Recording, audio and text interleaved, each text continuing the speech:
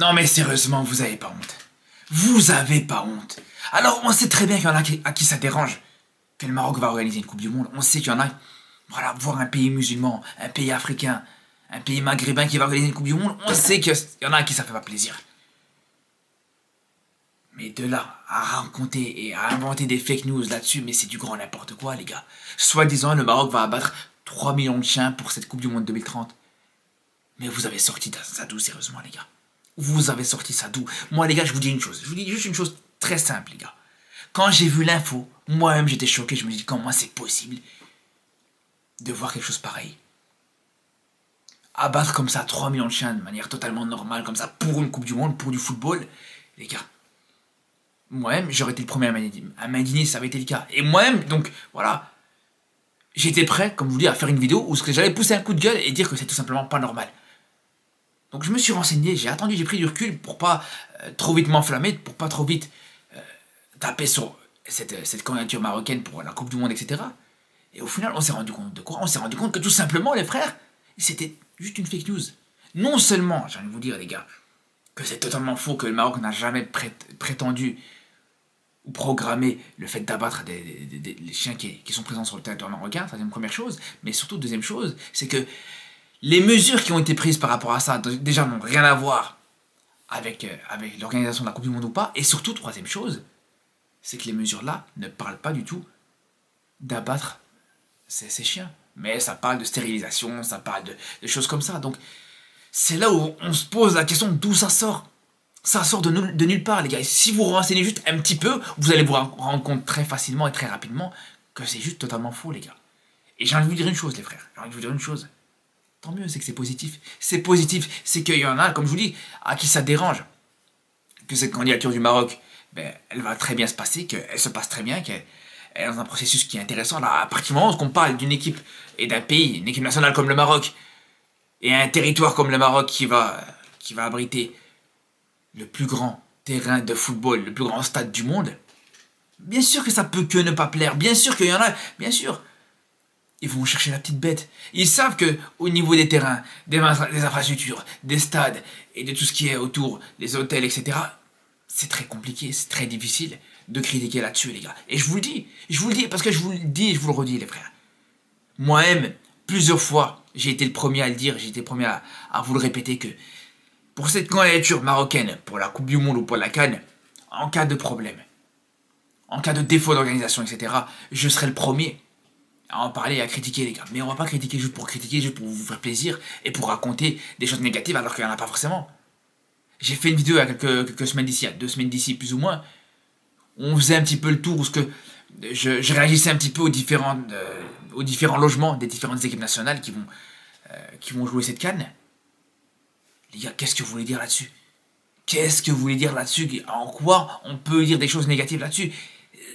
On parle d'une CAN pour la première fois de l'histoire où toutes les équipes nationales logeront dans des hôtels 5 étoiles, les frères. Donc, encore une fois, voilà. Si c'est positif, si c'est bien, c'est bien. Si c'est pas bien, tant pis. Si c'est pas bien, au-delà de tant pis, comme je vous dis, je serai le premier à critiquer. Mais là, comme je vous dis, voilà. Il y en a certains qui auraient aimé critiquer, qui auraient aimé trouver des choses négatives. Mais quand tu vois qu'au niveau des hôtels, au niveau des stades, au niveau des terrains, t'as pas forcément des choses à dire, ben ça va aller chercher gratter ailleurs. Ça va parler des chiens, ça va parler des choses, n'importe quoi, des choses totalement ridicules. Et c'est là où je vous pose une question, parce que c'est bien beau de dire, ouais, c'est une fake news, que c'est faux, etc. Mais c'est là où je vous pose une question intéressante, les gars. Ceux qui pensent réellement que cette info, elle est vraie, que le Maroc aurait voulu abattre des chiens pour cette Coupe du Monde. Je vous pose la question, les gars. Qu'est-ce que le Maroc aurait à gagner là-dedans? En quoi le Maroc aurait quelque chose à gagner en abattant des millions de chiens pour une compétition comme la Coupe du Monde? T'as rien à gagner du tout. T'as rien à gagner du tout, les frères. Parce que déjà, en termes d'image, vous allez me dire, ouais, mais en termes d'image, peut-être que le fait d'accueillir une Coupe du Monde sans chiens qui traînent sans chiens errants qui traînent dans les parages, peut-être qu'en termes d'image, c'est positif. Alors que justement, c'est tout le contraire. Mais les gars, vous vous rendez compte ou pas de quoi on parle? Vous vous rendez compte de quoi on parle, les gars? Mais en termes d'image, il n'y a rien de plus dégueulasse, de plus déplorable que de passer pour un pays et pour un peuple qui ne respecte pas les animaux, les gars.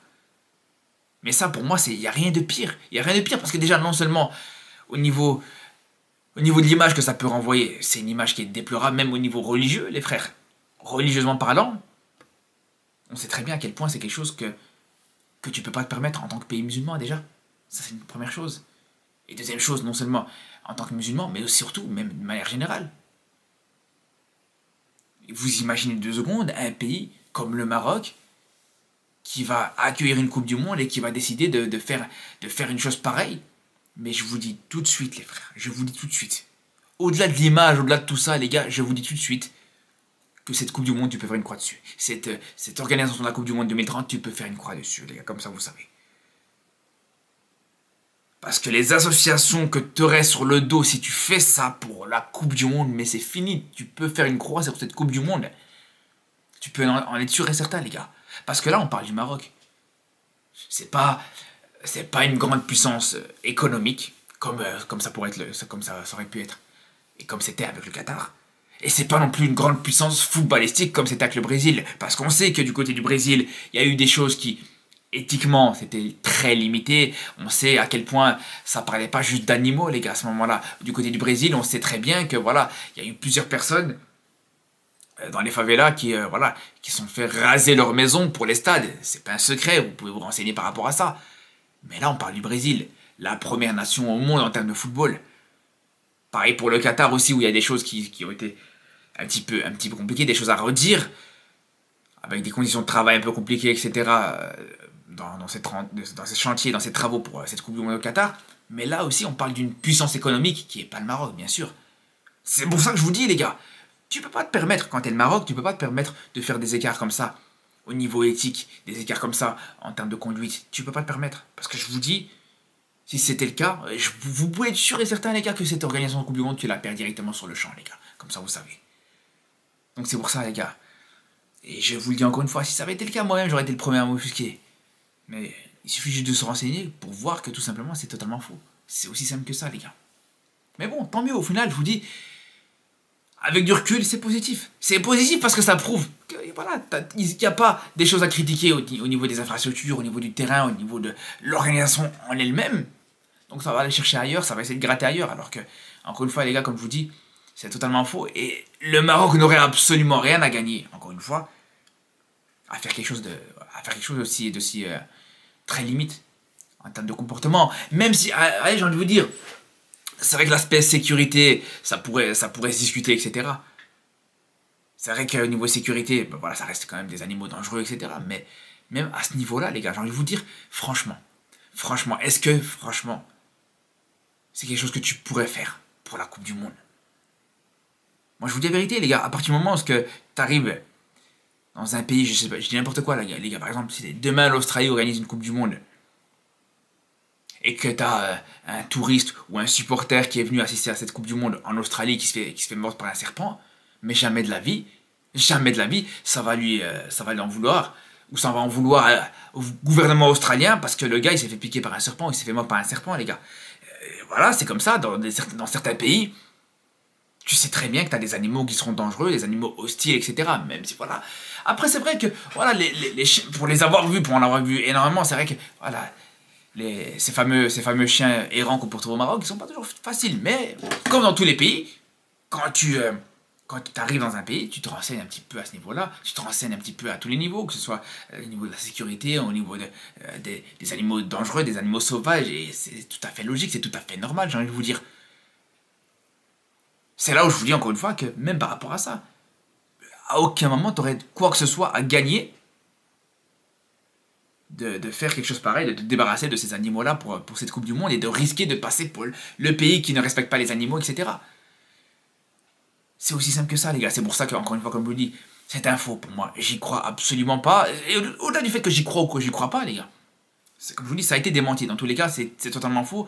Et je vous dis, je vous invite, si vous avez vraiment aujourd'hui, je vous dis la vérité, les gars, si vous avez des preuves, des articles et des preuves totalement fiables qui prouvent clairement que c'est quelque chose qui sera fait pour cette Coupe du Monde-là, je ferai moi-même un mea culpa, je ferai une vidéo d'excuses où je vous dirai que c'est tout simplement inacceptable. Parce que moi, personnellement, je peux entendre que si vraiment il y a des mesures qui doivent être faites pour ce genre de choses, il n'y a pas de problème, ok, c'est normal, la sécurité, c'est le plus important. Mais faire ça pour une Coupe du Monde, les gars, je suis pas fan du tout, les gars. Je vous dis la vérité. Si tu veux le faire pour le quotidien, et pour la sécurité de ton pays, il n'y a pas de problème. Si ça devient un problème national, il n'y a pas de problème, c'est normal, les gars. Mais pour une Coupe du Monde, pour une situation où voilà, c'est juste pour accueillir des touristes et tout ça, je vous dis, ça aurait été tout simplement inacceptable.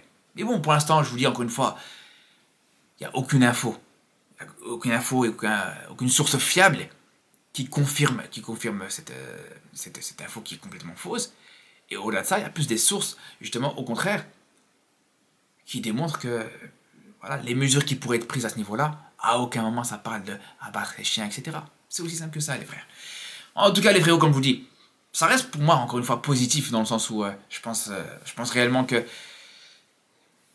c'est juste des prétextes pour essayer de gratter quelque part où ce que tu peux gratter, etc. Mais bon, encore une fois, moi, suivre. Et comme je vous dis encore une fois, les gars, je m'y engage depuis le début, par rapport à la CAN, par rapport à l'organisation de cette Coupe du Monde, comme j'ai pu le faire pour les frères ivoiriens, comme j'ai pu le faire pour les frères camerounais, etc., quand il fallait tailler les autres nations.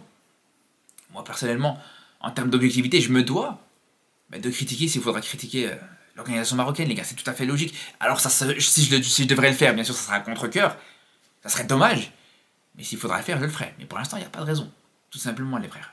Sur ce, on se dit à très vite, et on aura l'occasion de reparler très vite, justement, de l'organisation de cette CAN, avec les travaux et l'avancée des travaux, parce que ça parle beaucoup, justement, des travaux qui seront un petit peu justes en termes de préparation, etc., qui prennent un petit peu du temps, etc. Et ça, c'est quelque chose sur lequel je suis en train de me pencher, c'est un sujet sur lequel je suis en train de me pencher actuellement. Mais on en reparlera, on aura l'occasion d'en reparler très prochainement. Sur ce, je vous dis à très vite pour une nouvelle vidéo, et surtout d'ici là, prenez soin de vous.